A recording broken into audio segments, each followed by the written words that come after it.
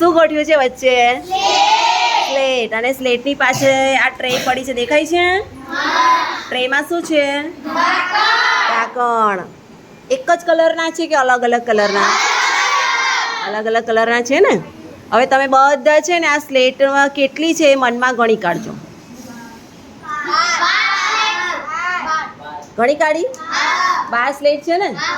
મતલબ એક વસ્તુના 12 ભાગ છે એવું સમજજો. બરાબર છે? હવે આમાંથી ને આમાંથી વારાફરતી એક એક જણને બોલાવીશ, એણે ખાલી ઢાંકણ મૂકવાના છે, બસ બીજું કંઈ નથી કરવાનું. બરાબર છે ને. અને હું જે કલર કહું ને એ કલરના મૂકજો. બરાબર છે? ચલો સત્યમથી શરૂ કરીએ. सत्यम के लिए जोरदार तालियां. सत्यम આવી જાઓ. ચાલો આ ટ્રે લઈને સામે જતા રહો. હા, સામે બેસી જાઓ. ઓકે. કેટલી સ્લેટ છે? ગણી કાઢી છે ને? કેટલી છે? 12. ચાલો 1/12 ભાગમાં લાલ કલરના ઢાંકણ મૂકો. 1/12 ભાગમાં લાલ કલરના ઢાંકણ મૂકો. હવે તારે વિચારવાનું કે હું કેટલી સ્લેટમાં લાલ કલરના ઢાંકણ મૂકું. બરાબર છે ને?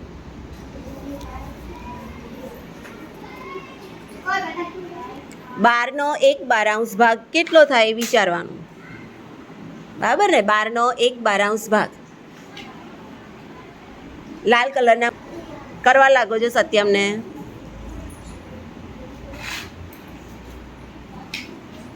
જો અનુષ્કા ફટાફટ ગોઠવવા મળી છે. છૂટાછૂટ. બહુ સરસ. બેસી જાઓ. કેટલો સિમ્પલ છે આ 12નો 1/12 ભાગ. હવે આવશે સાહની. સાહની કે લીએ તાલિયા. આવી જાઓ. ચાલો સાહની કરશે 1/2 ભાગ. 1/2 ભાગમાં સફેદ કલરના ઢાંકણ ગોઠવો.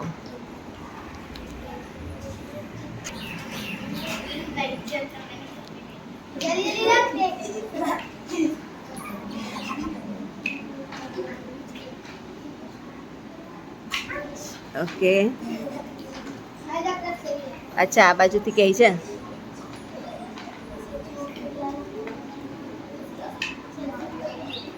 સફેદ હોય એટલા મૂકી દો. થઈ ગયો જવાબ. ગોઠવાઈ ગયા? ચલો એને 6 ભાગમાં ગોઠવ્યા. ચેક કરીએ. જો આ 1 2 3 4 5 અને 6. આ 6 સ્લેટ એણે લીધી અને એમાં ગોઠવી દીધું. ક્લેપ કરો એના માટે. બહુ સરસ. Very good. ચાલો બેસી જાઓ. ચલો આ ગ્રુપમાંથી દેવકી બેન આવી જાઓ. દેવકી કે લીએ તાલિયા. દેવકી બેન આ કેટલી સ્લેટ છે? 12. એટલે એક વસ્તુના 12 ભાગ કર્યા છે. બરાબર છે? હવે ત્યારે એના ચોથા ભાગમાં ભૂરા કલરના ઢાંકણ ગોઠવવાના. 12નો ચોથો ભાગ. ચોથા ભાગને અપૂર્ણાંકમાં શું કહેવાય? 1/4. કોણ બોલ્યું આ બાજુથી? શિવાની કે લીએ ક્લેપ કર્યો. Very good. એ આ ગ્રુપ વાળા હોશિયાર લાગે છે, હે ને? બોલો 1/4. ચોથો ભાગ. હવે 12ના 4 ભાગ કરી નાખો છો. કેટલા કેટલા આવે? 12ના 4 ભાગ કરીએ તો દેવકી મારી લો તારી જોડે 12 ચોકલેટ છે ને 4 જણને આપે તો દરેકને કેટલી કેટલી મળે? 4 મળી જાય. 4 આવે?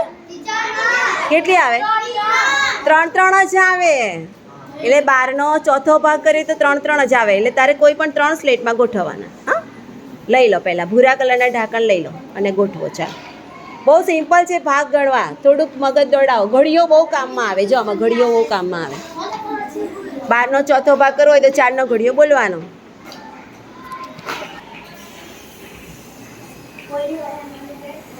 Very good. હા, બહુ સરસ છે. હજુ બ્લુ કલરના ગોઠવી દો. બસ ચાલશે. આટલા ગોઠવો ચાલશે. કંઈ વાંધો નહીં.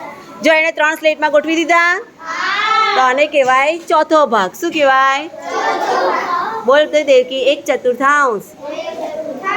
12નો 1/4 ભાગ એટલે 3. અને 2/4 કહું તો 3 ને 3 6. તો 6માં આપણે ગોઠવવું પડે. હા, જાઓ બેસી જાઓ.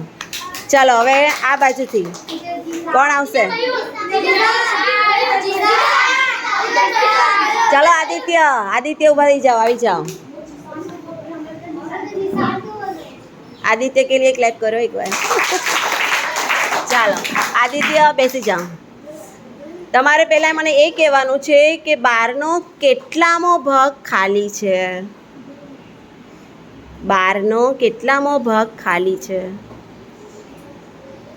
જો આ બાજુ કેટલા બધાને આવડે છે. 12નો આ કે છે 12નો 2 ભાગ ખાલી છે. હે 12નો કેટલામો ભાગ ખાલી છે? 2 ખોટું છે ભાઈ. પવન 12નો 1 ભાગ ખાલી છે? ના ખોટું છે. ખુશી ના ખોટું છે. પ્રિયાંશુ 1 પંચમાઉસ ખોટું છે. 12માંથી કેટલા ભાગ ખાલી છે? 2. તો ઉપર કેટલા આવે? 2 અને નીચે કેટલા આવે? 12. એટલે આપણે શું બોલવાનું? 2 12 બોલો. 2 12 2 12 ભાગ ખાલી છે. અને 1 6માઉસ પણ કહેવાય. બરાબર છે ને આદિત્ય? હવે તમારે 2 12 ભાગમાં ઢાંકણ ગોઠવવાના. કયા કલરના ગોઠવશો?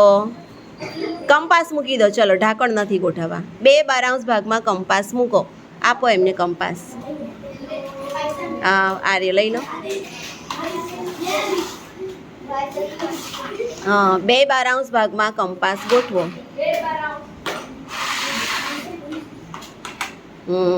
શિવાનીને બરાબર આવડી ગયું. શિવાની બધાને મદદ કરે છે. શિવાની માટે ક્લેપ કરો ભાઈ.